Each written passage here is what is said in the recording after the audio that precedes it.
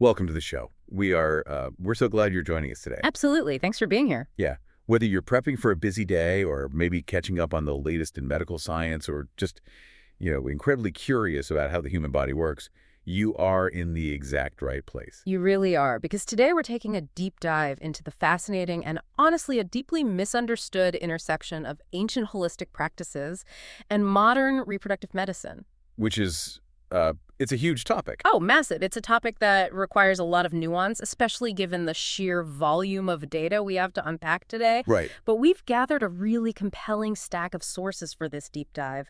Our foundational text is this comprehensive guide titled Integrated Approaches to Natural and Assisted Reproductive Wellness. And we aren't just looking at a textbook, right? We're backing that up with... The heavy roster of systematic reviews and meta-analyses. Exactly. Pulled directly from highly respected Western medical journals. We're talking publications like the Asian Journal of Andrology.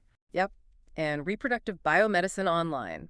Plus the Journal of Ethnopharmacology. Really robust literature. So the mission for our deep dive today is to help you cut through the massive information overload that, frankly, just surrounds fertility. It's overwhelming for people. It totally is. We want to decode how complementary therapies, think acupuncture, customized herbal formulas, targeted nutritional supplements, how these are not just, woo-woo alternative concepts. Far from it. They are heavily researched, evidence-based tools that can fundamentally alter and enhance conventional fertility treatments. Exactly. So to set the stage for you, imagine you're trying to get to a really important destination, right? But there is a massive traffic jam completely blocking the highway. Right, nobody's moving. Nobody. Conventional reproductive medicine is essentially a highly efficient, high-speed detour right around that traffic jam. Which is great. It gets you there. It gets you to the destination, which is incredible. But complementary treatments serve a totally different function. They are the crew sent out to actually repair the road, clear the accident, and get the physiological traffic flowing naturally again. That's a great way to look at it. One approach bypasses the immediate structural problem, while the other restores the foundational environment. Right. And the literature we're reviewing today paints a very clear picture. Operating in a state of synergy, doing both simultaneously, is where the most significant clinical outcomes are observed. Okay, let's unpack this, because when we look at the conventional Western approach outlined in our sources, the methods are undeniably powerful, but mechanically blunt. Very blunt. We're talking about ovulation induction medications like clomiphene or gonadotropins, intrauterine insemination, and of course in vitro fertilization. Yes, the heavy hitters. Right. These interventions are incredibly effective at directly bypassing specific barriers, but they fundamentally rely on what we can call a pharmaceutical override. That's the exact phrase to use. You are commandeering the body's natural endocrine system. And because you're forcing a physiological response, the side effects and the wear and tear on the body are massive. I mean, let's be honest. Putting a patient through an ovarian hypostimulation protocol it's like forcing them to experience puberty, menopause, and a triple espresso crash all in the span of about 2 weeks. It's incredibly intense. The physiological toll is immense. You are overriding the system to extract a result. Yeah. What's fascinating here is the mechanistic contrast provided by the complementary approach. While the Western method overrides, acupuncture and customized herbal formulas focus on optimization. Right, they aren't forcing anything. Exactly. They act on the hemodynamics of the pelvic region. So by increasing uterine artery blood flow and reducing vascular impedance, these therapies actually create a thicker, more highly vascularized endometrial lining. So they're physically changing the environment. Yes, and they naturally modulate the endocrine system to improve receptivity, completely without the extreme hormonal spikes of a pharmaceutical override. And the statistical advantage of that optimization is what really jumped out to me in the sources. When researchers synthesize the clinical data, the numbers just speak for themselves. The data is incredibly strong. Yeah, the RIDE Systematic Review from 2011, for instance. It aggregated the data on traditional Chinese herbal medicine and found that herbal interventions actually yielded higher clinical pregnancy rates compared to standard Western drug therapies. And we see that validated again recently. The 2024 Systematic Review and Meta-Analysis by Han and their team confirmed those exact findings on a much larger scale. Wow. They isolated herbal therapeutics for female infertility and found a significant increase in pregnancy rates when compared to a placebo. That's wild. It is. So we're looking at robust, peer-reviewed evidence that optimizing the body's natural vascular and hormonal systems provides a measurable, highly significant advantage over simply forcing the mechanics. Here's where it gets really interesting, though. It's not just about the hemodynamic environment of the uterus. The sources take a deep dive into gamete quality itself. Yes, the actual cellular health of the eggs and sperm. Right. Now, I have to play devil's advocate for a second. Go for it. In conventional medicine, if you have severe male factor infertility, the standard protocol is ICSI intracytoplasmic sperm injection. Standard operating procedure. So if an embryologist can look under a microscope, select a single motile sperm, and physically inject it directly into the oocyte, why on earth do we need to spend months optimizing sperm quality with herbs or acupuncture? Doesn't the lab completely bypass that requirement? It's a great question, but here's the flaw in that logic. Yeah. Bypassing the mechanical barrier of fertilization doesn't fix the underlying corrupted hard drive of the cell. ICSI solves the problem of a sperm being unable to penetrate the egg. That's it. It does absolutely nothing to repair high DNA fragmentation or poor chromatin packaging within that sperm. So the sperm is inside, but it's still damaged. Precisely. You are essentially picking the best-looking player on a profoundly sick team.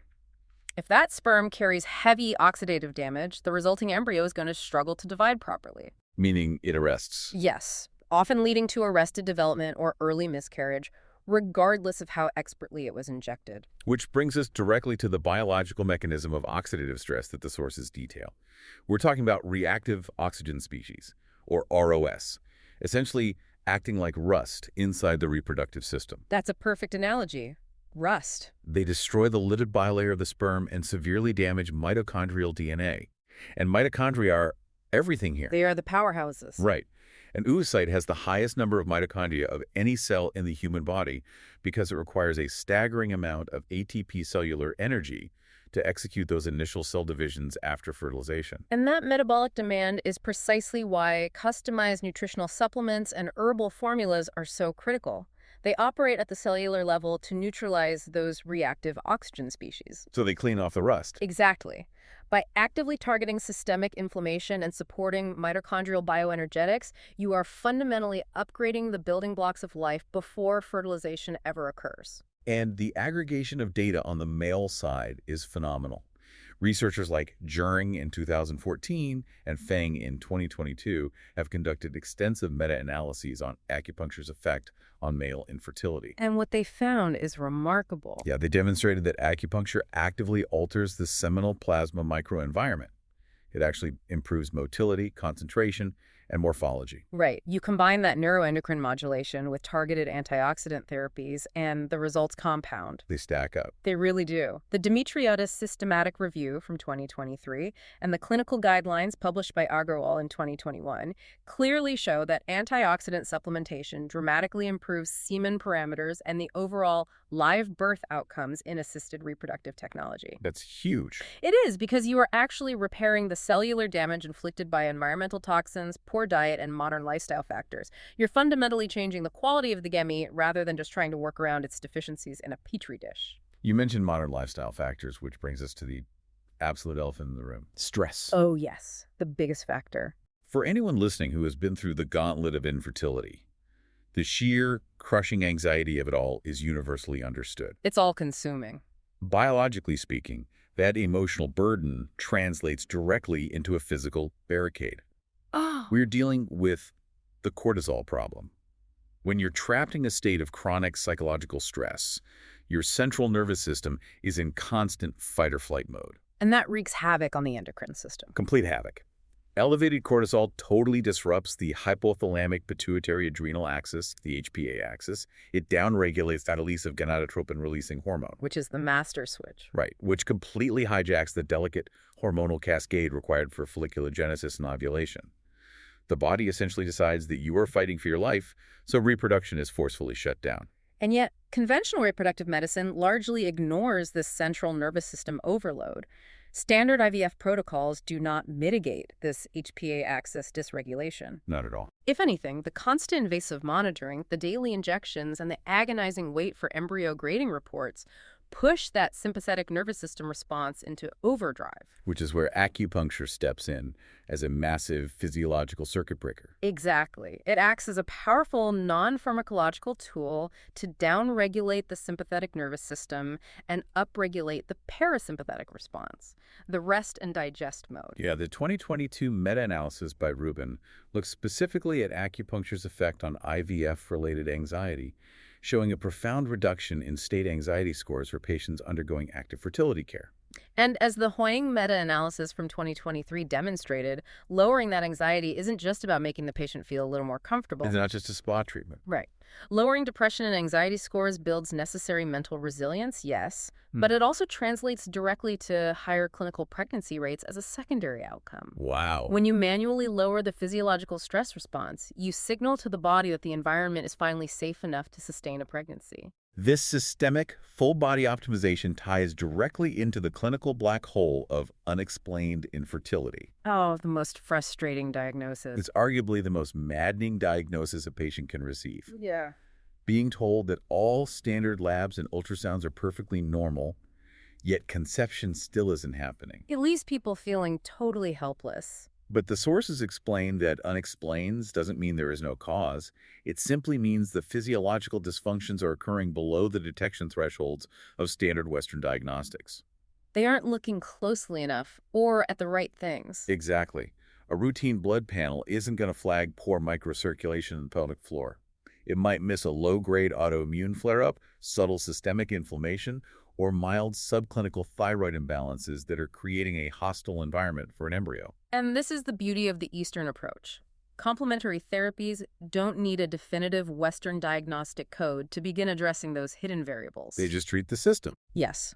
By improving foundational blood flow, lowering inflammatory cytokines, and regulating the nervous system, you are systematically optimizing the environment that the standard labs fail to accurately measure. So what does this all mean for the listener? If you are currently navigating a fertility journey, or maybe you're advising someone who is, how does this integration actually play out in a clinical setting?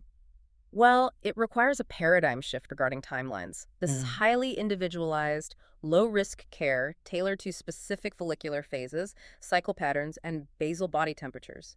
But the texts make a critical caveat. What's that? Repairing infrastructure takes time.